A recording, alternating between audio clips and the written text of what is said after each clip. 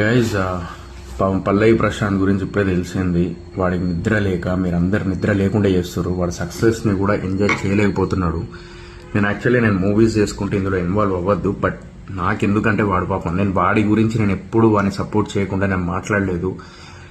నేను కేవలం వాడి కోసం వచ్చి అంత రచ్చ చేసి ఆడవాళ్ళ కారులో ఉంటే అటాక్ చేయడము, మళ్ళీ రోడ్డు మీద పెద్ద షోలు చేసేసి అంతమందిని ఇబ్బంది పెట్టారు. ఇంకా చాలా బయటికి రాలేదు. ఆడవాళ్ళ మీద ఇష్టమైనట్టు మీరు ఏమేం చేశారు అన్ని ఇన్ఫర్మేషన్లు ఉన్నాయి. ఓకేనా?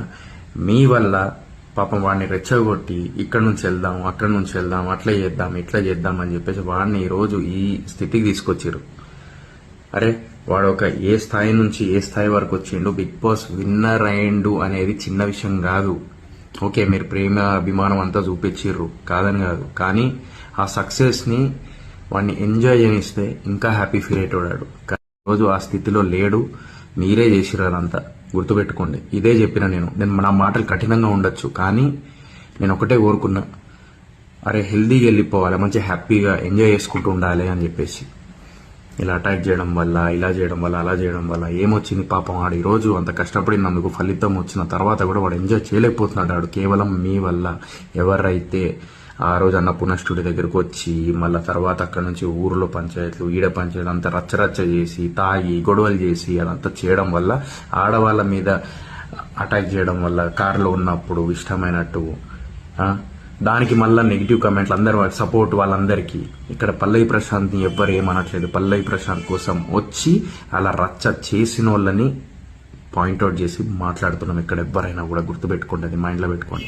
పల్లవి ప్రశాంత్ కష్టాన్ని అనలేదు, పల్లవి ప్రశాంత్ గేమ్ అనలేదు, పల్లవి ప్రశాంత్ అనే వ్యక్తిని అనలేదు. పల్లవి ప్రశాంత్ కోసం వచ్చిన వాళ్ళని మాత్రమే నేనన్నాను అంటున్నారు. ఆ రోజు వచ్చి రచ్చ చేసిన వాళ్ళని మాత్రమే గుర్తుపెట్టుకోండి. మీ ఇంట్లో ఆడవాళ్ళు ఉన్నారు, అక్క చెల్లి అందరు ఉన్నారు, గుర్తుపెట్టుకోండి. అది అంత సింపుల్. ఇదే చెప్పాలనుకున్నాను, మళ్ళీ క్లారిటీ ఇస్తున్నా. ఈ రోజు కేవలం మీ వల్లనే పాపం ఆడు ఈరోజు ఈ స్థితిలో ఉన్నాడు, గుర్తుపెట్టుకోండి. నాకు ఇంకోటి అర్థం కాదు ఏంటంటే, నేను ఏదైతే స్టేట్మెంట్ పాస్ చేసినో వైలెన్స్ అది ఇది అని అంటున్నారు. ఆత్మరక్షణ భయ్. అరే నీ ఫ్యామిలీ ఉన్నారు లోపల, ఒకసారి వీడియో చూడుర్రి. అందులో బూతులు, ఒక కొడుకు ముందు అమ్మ, అక్క, చెల్లె అది ఇది అని చెప్పి బూతులు గలీజ్ బూతులు తిట్టుకుంటూ అద్దాలు బలగొడుతుర్రు. It's like attack. అది ఏదన్నా బండ తగిలో లేకపోతే అదేంది ఆ అద్దాలు బలిగో లేకపోతే ఏమన్నా అయితే ఎవడు బాధ్యత? అందుకే ఆ టైంలో ఏమనిపించదు. అంతమందిలో ఏం చేస్తాం? దిగేమన్నా లొల్లి పంచాయతీ పెడతామా? కాదు కదా, గేర్ వేసుకొని వెళ్ళిపోతాం. అదే చెప్పిన నేను, ఇప్పుడు కూడా అదే చెప్తా. మీరు దానికి సపోర్ట్ చేస్తారు చూడండి. ఇక్కడ సొసైటీలో కొంతమంది నెగిటివ్ కామెంట్లు చేసి, అరే నీకు నీ బల్బు అది బల్బు కాదు, అది కామన్ మ్యాన్గా ఆలోచించిన. సోయల్ గడ్ కామన్ మ్యాన్. ఒకటి గుర్తుపెట్టుకోండి, నేను కూడా రైతు బిడ్డ, సింగరేణి ముద్దు బిడ్డ, రెండు ఉన్నాయి నా దగ్గర. ఓకేనా? అర్థం చేసుకోండి అంతే.